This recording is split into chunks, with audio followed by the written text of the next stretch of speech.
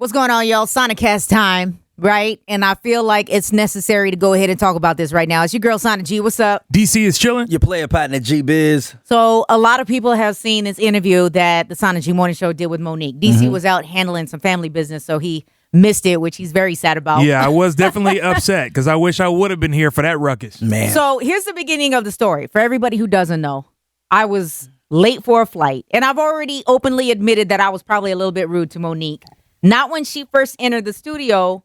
You know, we kissed each other on the cheek. We said, what's up? You know what I'm saying? And we didn't say each other's names. She didn't say I'm Monique. I didn't say I'm Sana G. But, you know, you're coming into an interview. I know who you are. Hopefully you know who I am. And I just didn't feel it was necessary. So we sit down, right? And I'm in a hurry because I'm late for a flight like I am right now. And I didn't even really want to do the interview to keep it 1,000. But my producer, Max, who's holding the camera right now, hello. Hey. Wanted me to stay and do it because the Netflix thing was a huge thing for her, right? Yeah. And we did make her clown of the day, which I argued with the boys, DC and G-Biz. I was like, man, she just standing up for whatever it is. It's her money at the end of the day, but we ended up making her clown anyway because her video with her husband crying was a little different. But again, it's her money. Do what you want to do. So when I sat down and I didn't know her comedian homie's name, I think it was Gerald something. Gerald Kelly, I believe. He was very sweet, but I didn't know who he was. You didn't know his name when he walked in. Not at all. Everybody who watched the video wasn't quite clear who he was, I don't think. We and never then saw I his guess face. she took offense to me not knowing his name, DC. You missed that part. Mm-hmm. She was like, how did you wake up that you don't know who Gerald Kelly is? And I was like, my bad, I didn't know his name. And she started cleaning her glasses, and I was already not wanting to be here, already late. And that struck a chord with me, and I was like, oh my God. And I was like, are you ready? And then she got mad because I rushed her. And then she looked at my homeboy, Paul Chambers Paul. from KTVU Fox 2. And she was like, honey, you already know what it is. So at that point, we both had pissed each other off and it was done. Right. So the interview starts. She ain't even looking at me, which is fine because I didn't want to do it anyway. She's talking to G-Biz. They're doing their whole spiel about grandparents and whatever. I feel like it was probably part of their stand up.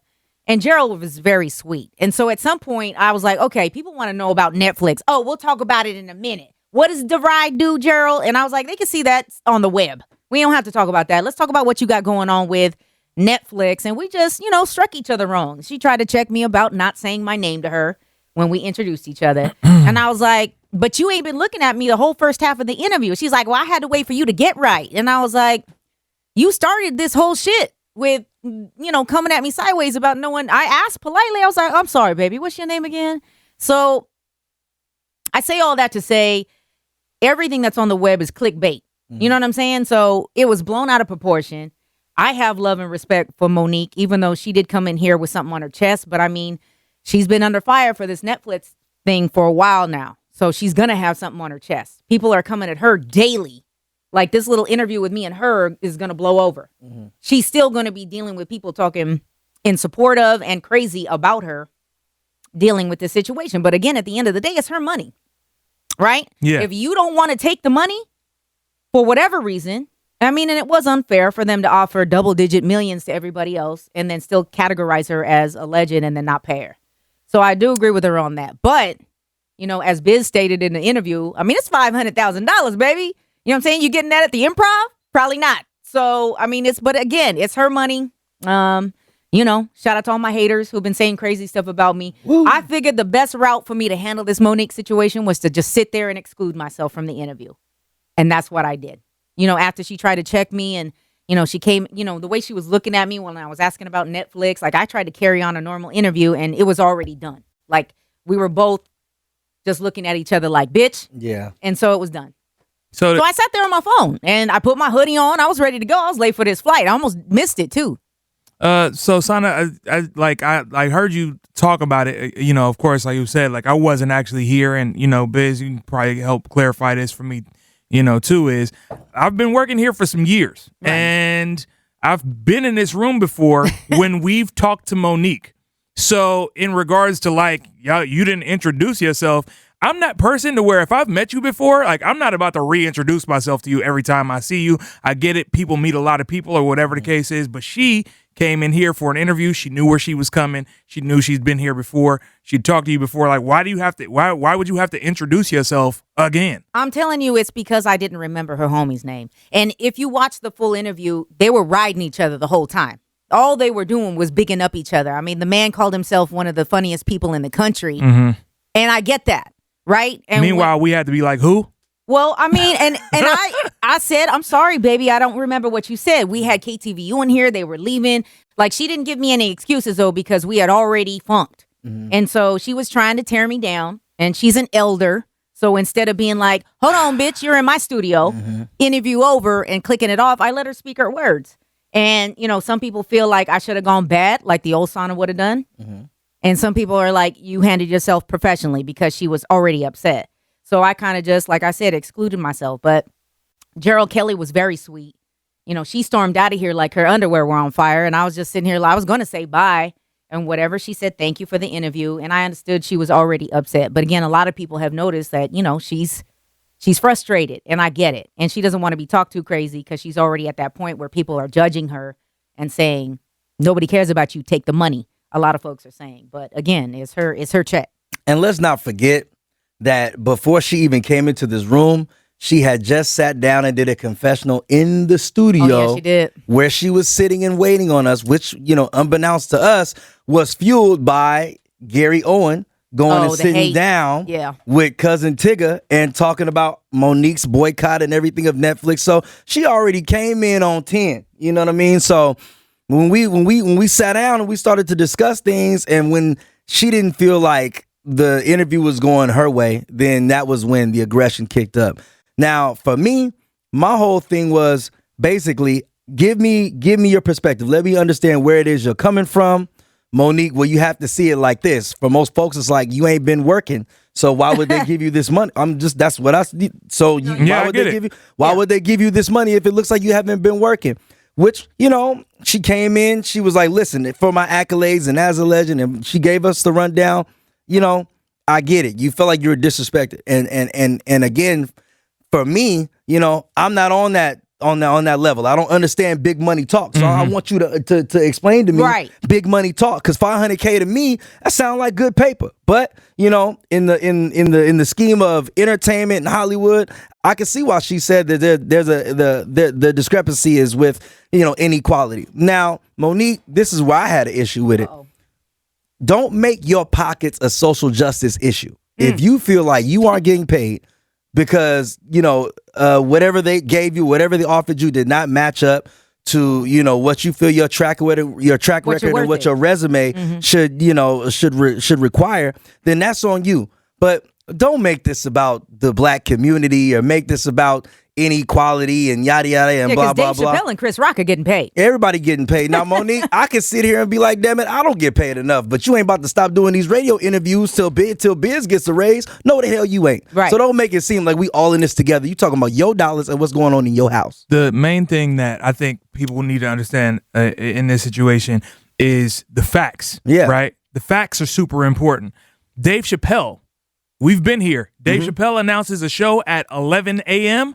What time does this sell out, Sana G? 11:02. Exactly. 11:02. Amy Schumer comes out here. She doesn't do the San Jose Improv. No diss to the San Jose Improv. No diss. She does the Oakland Coliseum and or the out. SAP Center, 20,000 seats, and sells out. Until Chris Rock was just here at the Paramount Theater, sold out. Yeah. When you're like saying, oh, well, I deserve blank because I'm this person, but you're not presenting those same facts and those same numbers, then they're not going to present that to you. And I think that's what she doesn't understand. And she's trying to base it off of legacy, which is, okay, cool. Yeah, you have that. It's true. Right. You have that, but you're not making the numbers. So people aren't going to present you with the numbers. True. And I think where we failed, or where I failed, because once we were upset and I looked at her and I was like, I'm not going to do it today.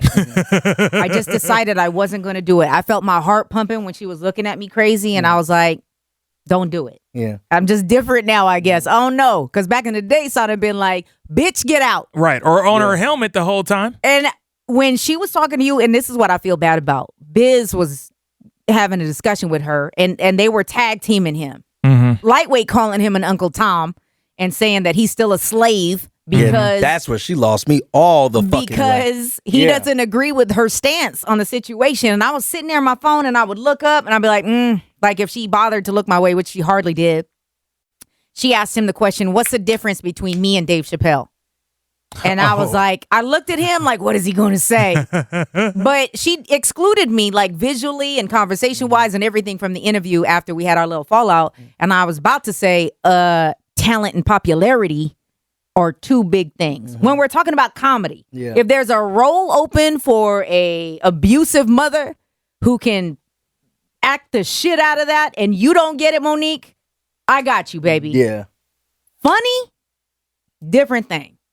People checking for you, different level. True. Right? So, I mean, again, I feel like at least they should have shot her $1 million or $2 million. Because to knock her all the way down to $500,000 and everybody's getting double-digit millions. That is true. Is disrespectful. Yeah. And it's her check. So if you don't want to take it and you want to ask people in your fans to support you, I mean, how many of y'all really not watching Netflix, though, because Monique said she ain't getting her paper? Very few people. You know, y'all talk all this shit, all this gangster stuff on social media. Some broad called me today like she should have slapped you. Bitch, you sitting at home watching some crap on Netflix right now. Pulling up that she's got to have it. You know you watching it. You know, stand where you need to for this woman. Don't call me and be upset about something just because she and I had a bad attitude that day. Yeah. And that's really all it boiled down to. She didn't threaten to slap nobody like they put in headlines. No. I mean, we looked at each other crazy, and then I checked out, and I left you alone. So I'm sorry for that. It's all right. I won't do that to you ever again. Thank you. You're welcome. I appreciate that. Yeah. And I'll try to be here so I can have you back a little bit more. You know what I mean? But I don't know. It's almost like when I watched it and when I'm having this discussion is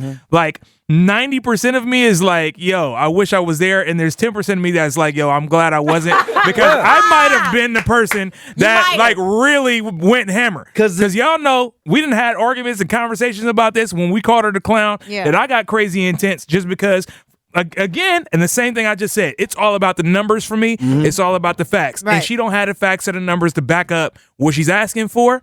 And nobody else is out there complaining. This is not a Me Too thing, you know, Monique. This is a you and you thing now. I'm going to tell you what it is. Monique said it herself. She's 50. She's auntie status, right? And she feel like she has this resume. So she took her time to stand up on her soapbox and make her argument, which is what she did, Janet Jackson said, what have you done for me lately? Ooh, yeah. Well, she did have her number. She was saying, you know, what's it, this Christmas but you weren't even the star of that. Yeah. There were 15 Amy other people Schumer. we love in that movie. Exactly. Amy Schumer's movie with Goldie Hawn, I mean, you know, she was the main character in that movie. It may not have done as much money or whatever her stats were she was telling us, like, and I get it. I mean, she's got to pull out all her guns, right? Because she's standing for something for herself. Again, like I just, you know, I mean, I don't know. God bless her, man. God bless her. Hey, man, like I said, auntie, go get whatever you feel Please. you're worth. But go get it. Stop calling people slaves because they don't agree with you on something. That is just disrespectful. Bruh. Yeah. That right there, pure fuckery. I was like, did she just compare Netflix to The Plantation? She did. Tripping. Just throw the whole Monique away. Damn, the whole thing? Damn. Great edges and all? The whole thing. He ain't bruh. shit. I don't care. Oh, I ain't with it. Oh. I'm not on that hype. I'm trying to be about God this year. Hey.